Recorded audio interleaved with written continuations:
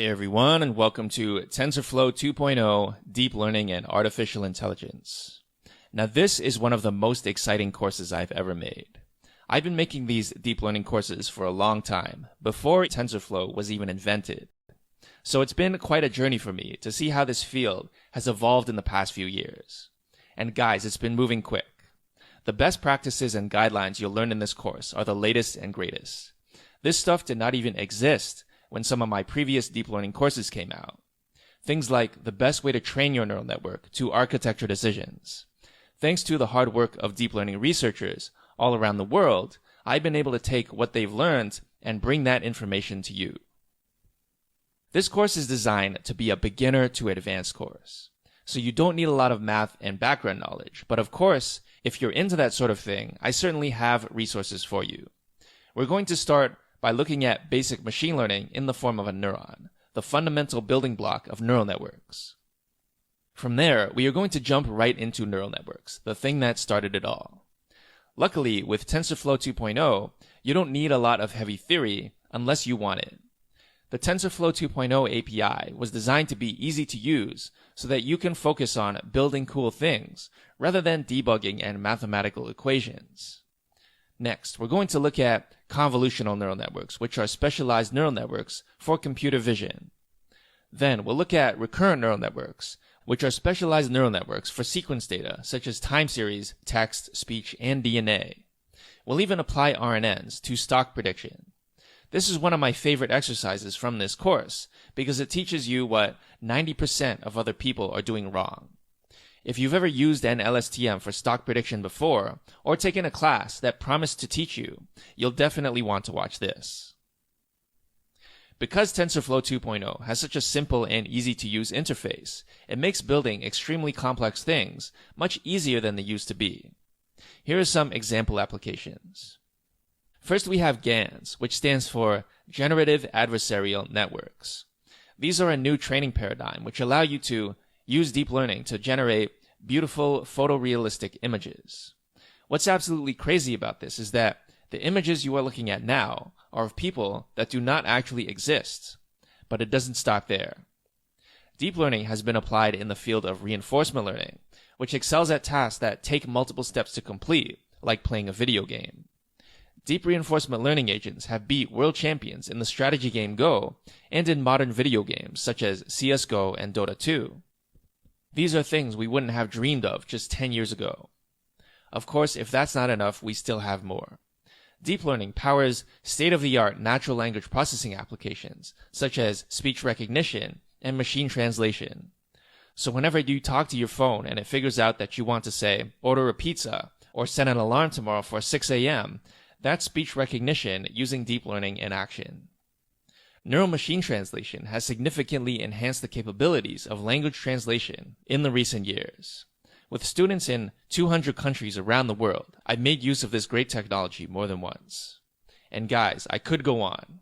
There's self-driving vehicles, object detection, facial recognition, deepfakes, synthesizing speech so you can have a phone conversation with a robot. So if you want to learn how to use the latest version of the world's most popular deep learning library, this course is for you. Thanks for listening, and I'll see you in the next lecture.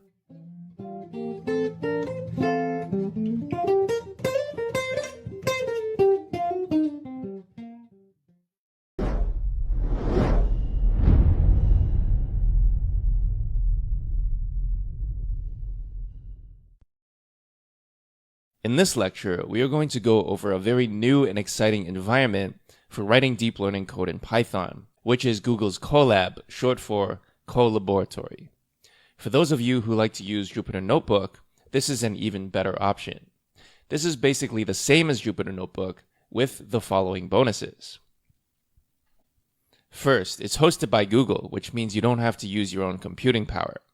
You'll notice that when you need to download data files, it happens extremely quickly because, well, Google's network is extremely fast. Second, you get access to a GPU and even Google's new TPU, which is pretty amazing. A TPU is not something you can buy for your personal computer, so it's pretty nice to be able to make use of one.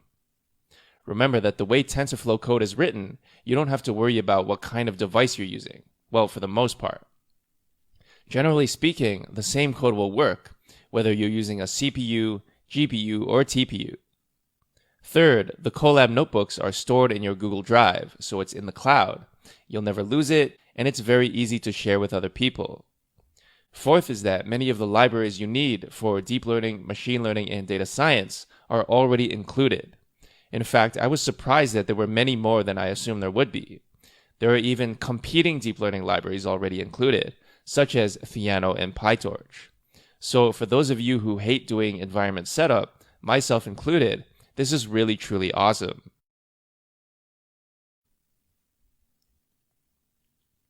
So in this lecture, we're not going to do anything really technically complicated. Rather, we're just going to talk about Google Colab and do some short demos so you know how it works and can see for yourself that it's just like writing Python anywhere else. To start, I'm going to assume you already know how to create a Google Drive account. If you don't have one, go to drive.google.com and sign up.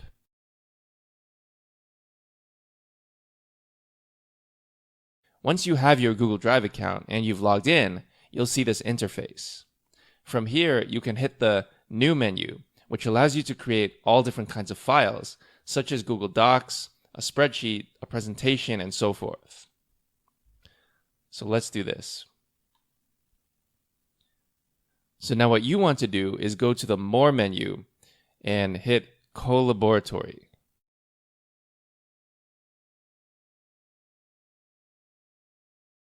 All right, so as you can see, this brings up a new notebook, and from here, you can mostly use this as you would a normal notebook. Now, one thing that might happen to you is that you might not see Collaboratory in the menu at all. So as you can see, I've hit the New menu and I've hit More, but I don't see Colab. In this case, here's what you can do. You want to select Connect More Apps. From here, just search for Colab, and the first thing that will pop up is Google's Colab. Add this, and Google Colab will become available from the menu we just looked at.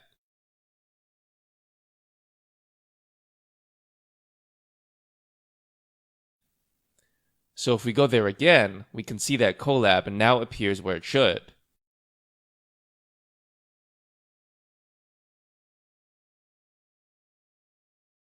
So let's go in and rename this notebook to TF 2.0 Intro.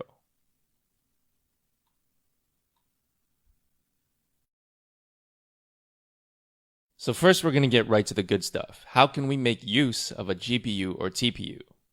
In order to do this, you'll want to go to the Runtime menu and select Change Runtime Type. As you can see, there are two select boxes here. The first one lets you select which Python version you want to use.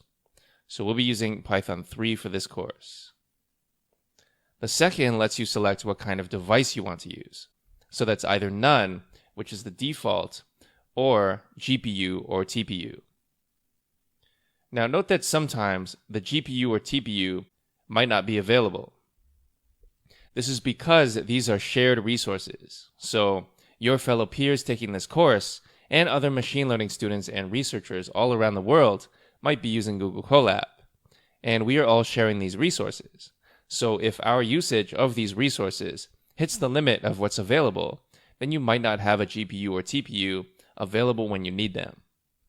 For this reason, some of the code you'll see in this course may be done on my local machine as well. But remember, Python code works the same anywhere, so it does not make a difference.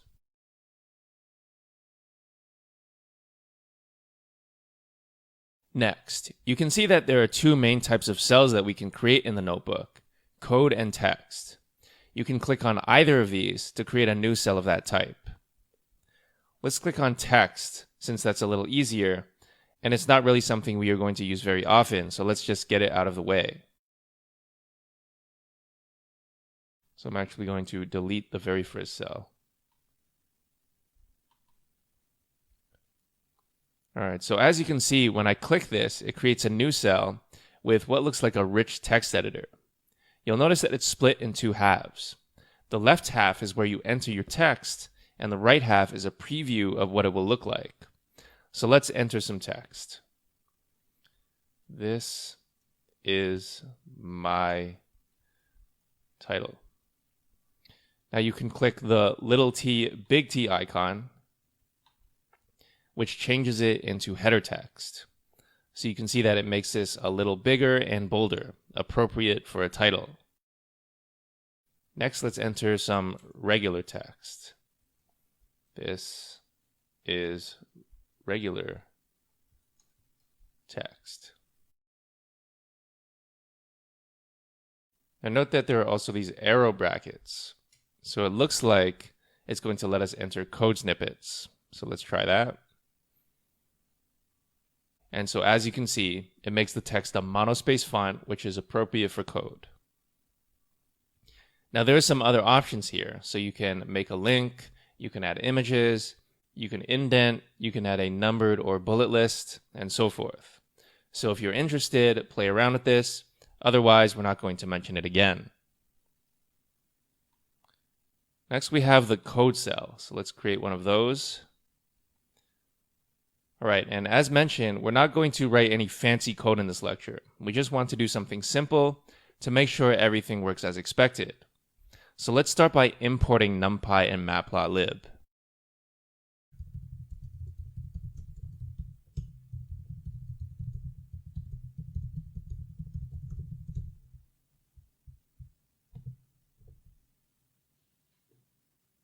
All right, beautiful. As I mentioned earlier, these already come pre-installed.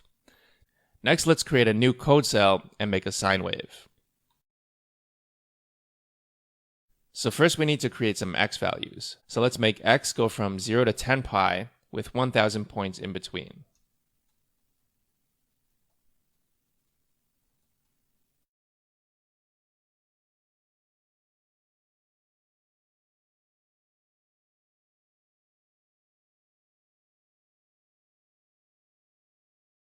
Next, let's make y the sine of x.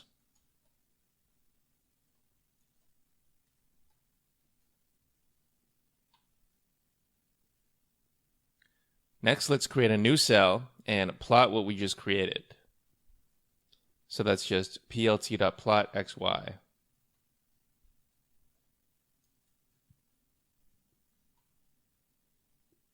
Now, since this is a notebook, there's no need to call plt.show, since the plot will just appear in the notebook itself. All right, very cool. Works just like a regular notebook. At this point, we've convinced ourselves that Google Colab can do the usual things you'd expect from a Jupyter notebook. Now, as I mentioned earlier, one thing that's very nice about Colab is that it already comes with a bunch of useful libraries pre-installed. In my opinion, this makes Google Colab way better than Jupyter Notebook, and if anyone ever asked me to write in a notebook environment, I would choose Colab by default. I'm not a big fan of Notebook, but I am a big fan of Colab.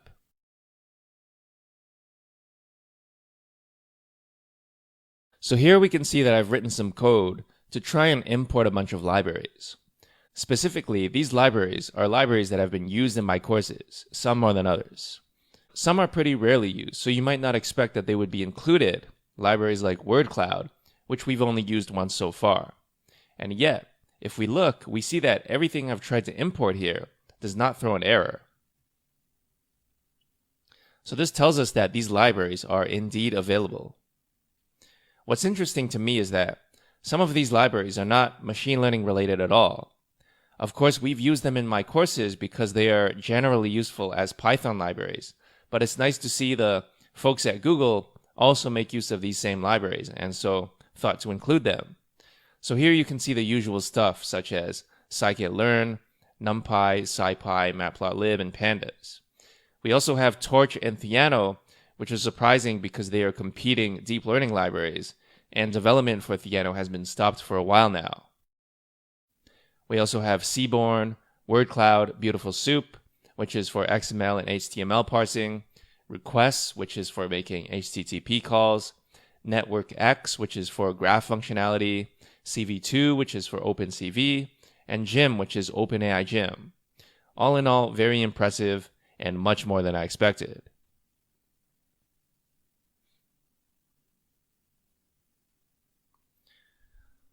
So there's some final caveats to Colab that I want to mention. First, the main thing you have to remember is that this is the cloud, so these are shared resources. So one way this affects you is if you leave your notebook alone for a long time, it'll become inactive and disconnect.